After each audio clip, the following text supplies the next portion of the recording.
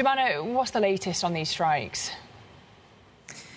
Yeah, well, the attack in Majdal Shams in Golan Heights marks a serious escalation on the northern border of Israel. And just to recap what happened, a rocket exploded on a football field on Saturday evening, killing around a dozen youngsters between the age of 10 and 20, wounding more than 40 others.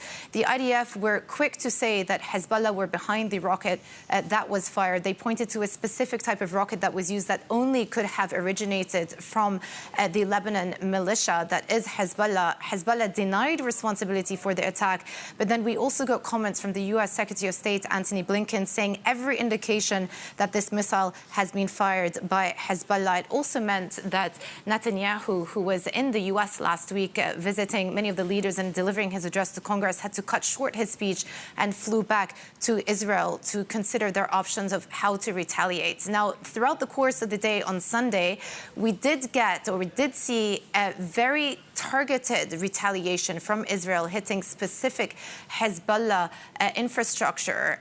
There is, of course, a lot of concern that this may actually be the catalyst for this to grow into a full-blown war. There has been almost daily exchange of crossfire between the southern parts of Lebanon from Hezbollah into the northern parts of Israel since October 7, but there was always a concern that this might actually blow out into something bigger should there be a miscalculation. Many are saying that Saturday's attack was that miscalculation, and the next 24 to 48 hours are going to be crucial to see how both sides respond. The Lebanon Prime Minister is calling for de-escalation of tensions, saying that there needs to be a ceasefire on the southern border of Lebanon and an implementation of that Resolution 1701 that was put in place after the 2006 war. But again, tension is high, and people are very concerned about what could happen in the next 24 hours or so. Well, yeah, how are those ceasefire talks progressing? I note that you've got Israel's parliament about to take a 3-month break. Yes, so in parallel to this, it's worth pointing out that the ceasefire discussions around Gaza are still continuing in Rome. The Mossad director flew over to Rome on Sunday, meeting with the CIA director William Burns and the Qatari Prime Minister alongside the Egyptian intelligence chief. And as we know, both Qatar and Egypt have been crucial to mediating the talks that are ongoing between Israel and Hamas. The Prime Minister's office, the Israeli Prime Minister, put out a statement saying in the coming days, negotiations over the main issues will continue.